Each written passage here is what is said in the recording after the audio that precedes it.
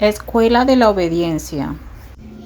Dios nos reveló enseguida toda su voluntad a Cristo, sino día tras día, según la circunstancia de la hora. En esta vida de obediencia había crecimiento y progreso. La lección más difícil vino al final. Cada acto de obediencia lo adecua para el nuevo descubrimiento del nuevo mandamiento del Padre. Él dijo: has abierto mis oídos, me deleito en hacer tu voluntad. Dios mío, es cuando la obediencia se convierte en la pasión de nuestra vida que los oídos serán abiertos por el Espíritu de Dios para esperar su enseñanza y estaremos contentos con nada menos que una guía divina dentro de la voluntad divina para nosotros.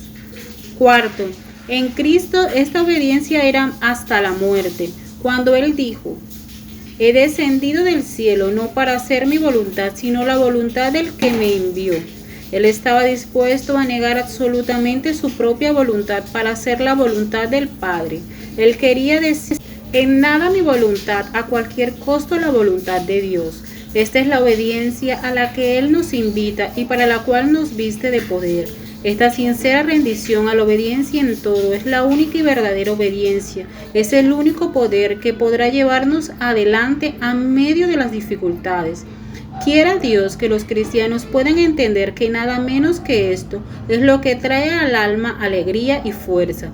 Mientras haya duda acerca de la obediencia universal y con eso una sensación escondida de la posibilidad del fracaso, perdemos la confianza que asegura la victoria.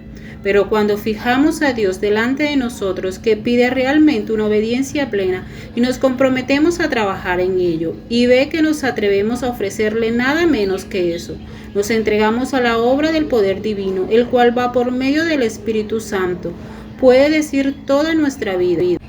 Quinto, en Cristo esta obediencia salía desde una profunda humildad. La actitud de ustedes debe ser como la de Cristo Jesús, quien siendo por naturaleza Dios, no consideró el ser igual a Dios como algo a que aferrarse. Por el contrario, se rebajó voluntariamente, tomando la naturaleza de siervo y haciéndose semejante a los seres humanos. Y al manifestarse como hombre, se humilló a sí mismo y se hizo obediente hasta la muerte, y muerte de cruz. Filipenses 2, 5, 8. Es al hombre que está dispuesto a despojarse completamente, que está dispuesto a ser y a vivir como siervo, como un siervo de la obediencia, que está dispuesto a humillarse hasta lo más bajo delante de Dios y de los hombres, a quien la obediencia de Jesús revelará su belleza celestial y su poder que domina. Puede haber una voluntad fuerte que secretamente confía en sí misma y que se esfuerza para la obediencia, pero puede fallar. Es cuando descendemos y nos postramos delante de Dios en humildad, en mansedumbre, en paciencia y en total resignación a su voluntad, y estamos dispuestos a someternos en absoluta incapacidad y dependencia en Él, mientras rechazamos totalmente nuestro ego, que nos será relevado, que el único deber y la única bendición de una criatura es obedecer a este glorioso Dios. Sexto, en Cristo esta obediencia era una obediencia de fe, en completa dependencia de la fuerza de Dios. Las palabras que yo os digo no las hablo por mi propia cuenta, sino que el Padre que mora en mí es el que hace las obras. Juan 14:10. La rendición sin reservas del Hijo a la voluntad del Padre era conocida por la incesante e inmerecida concesión de su poder que obra en él. Y así serás con nosotros, si aprendemos que en la medida en que entregamos nuestra voluntad a Dios, es la medida en la que Él nos concede su poder. Veremos que la rendición a una total obediencia no es otra cosa que una fe completa que el Señor hará funcionar en nosotros en su totalidad. Todas las promesas que Dios hace en el nuevo pacto descansan en esto. El Señor tu Dios quitará lo pagano que haya en tu corazón y en el de tus descendientes, para que lo ames con todo tu corazón y con toda tu alma, y así tengas vida. Deuteronomio 36. Infundiré mi espíritu en ustedes y haré que sigan mis preceptos y obedezcan mis leyes. Ezequiel 36:27. Así como el Hijo, creamos que Dios hace todo en nosotros y tendremos el valor para rendirnos una obediencia sin reservas, a una obediencia hasta la muerte. El hecho de rendirnos a Dios se convertirá en la entrada a la bendita experiencia de estar de acuerdo con el Hijo de Dios en su hacer la voluntad del Padre, porque Él contaba con el poder del Padre. Démonos por completo a Dios y Él obrará su todo en nosotros. ¿No sabéis que habiéndonos constituidos justos por la obediencia de uno, sois como él, y él siervos de la obediencia para justicia? Es en la obediencia de Cristo, el único que la obediencia de muchos tiene su raíz, su vida y su seguridad. Volvámonos y miremos y estudiemos y creamos en Cristo. Creamos en quien es el único obediente como nunca antes.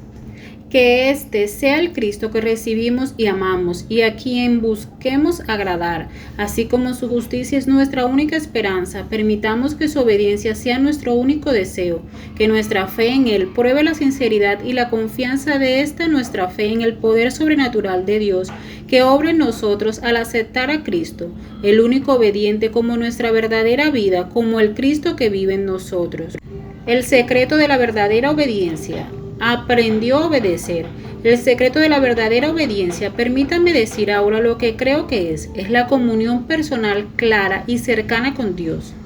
Todos nuestros intentos para lograr una obediencia total serán solo fracasos hasta que consigamos el acceso a su comunión permanente. Es la santa presencia de Dios que conscientemente mora en nosotros, que nos guarda de la desobediencia a Él. La obediencia defectuosa siempre es el resultado de la vida defectuosa. Despertar y apresurarnos en esa vida defectuosa por medio de argumentos y motivaciones tiene su uso, pero la bendición más importante de estos argumentos es que nos hagan sentir la necesidad de una vida diferente, una vida poder de Dios, que la obediencia sea su resultado natural. La vida defectuosa, la vida de una comunión interrumpida e irregular con Dios debe ser sanada para abrir el camino para una vida plena y saludable. Entonces la obediencia total será posible. El secreto de una obediencia verdadera es el volver a una cercana y continua comunión con Dios. Aprendió a obedecer. ¿Y por qué esto fue necesario? ¿Y cuál es la bendición que Él nos trae? Escuche, aunque era hijo, mediante el sufrimiento aprendió a obedecer y consumada su perfección llegó a ser autor de la salvación eterna para todos los que lo obedecen. Hebreos 5, 8, 9. El sufrir no es natural para nosotros y por eso demanda la rendición de nuestra voluntad. Cristo necesitó sufrir porque en ese sufrimiento Él podía aprender a obedecer y entregar su voluntad al Padre a cualquier costo. Él necesitó aprender obediencia para que como nuestro gran sumo sacerdote se ha hecho perfecto. Él aprendió obediencia, se hizo obediente hasta la muerte para poder llegar a ser el autor de nuestra salvación. Él se convirtió en el autor de nuestra salvación a través de la obediencia para poder salvar a aquellos que lo obedecen. Así como la obediencia fue absolutamente necesaria para Él, así también nosotros necesitamos heredar la salvación. La esencia misma de la salvación es la obediencia a Dios como el único obediente. Cristo nos salva como sus únicos obedientes, ya sea en su sufrimiento en la tierra o en su gloria en los cielos, ya sea en Él o en nosotros. La obediencia es lo que el corazón de Cristo desborda. En la tierra, Cristo fue un aprendiz en la escuela de la obediencia. En el cielo, en la enseñanza a sus discípulos que están aquí en la tierra, en un mundo en donde la desobediencia reina hasta la muerte. La restauración de la obediencia está en manos de Cristo, como en su propia vida, así también en nosotros. Él se encargó de mantenerla, la enseñanza, y la trabaja en nosotros. Primero, el Maestro. Él aprendió obediencia y ahora Él le enseña principal y mayormente cuando descubre el secreto de su propia obediencia al Padre. Hemos dicho que el poder de la verdadera obediencia es estar en una clara y personal comunión con Dios. Así era con nuestro Señor Jesús. De toda su enseñanza Él dijo: yo no he hablado por mi propia cuenta. El Padre que me envió me ordenó qué decir y cómo decirlo. Y sí sé muy bien que su mandato es vida eterna. Así que todo lo que digo es lo que el Padre me ha ordenado decir. Juan 12, 49, 50. Esto no significa que Cristo recibió el mandamiento de Dios en la eternidad, como parte de la obra que el Padre le encomendó en el momento de su entrada al mundo. No día tras día, cada momento mientras enseñaba y trabajaba. Él vivía como un hombre en continua comunicación con el Padre y recibía las instrucciones del Padre justo cuando las necesitaba. ¿Acaso Él no dijo: el Hijo no puede hacer nada por sí mismo, sino que hace lo que ve que el Padre hace, porque el Padre le muestra al Hijo todas las cosas que Él hace, y que el Padre le mostrará al Hijo grandes cosas? Lo que hablo, lo hablo tal como el Padre me lo ha dicho. No estoy solo, sino que estoy con el Padre que me envió. Las palabras con las que hablo, no las hablo de mí mismo, sino del Padre que mora en mí. En todas partes hay una dependencia en una actual comunión y operación de Dios. Siempre escucha y ve lo que Dios dice, hace y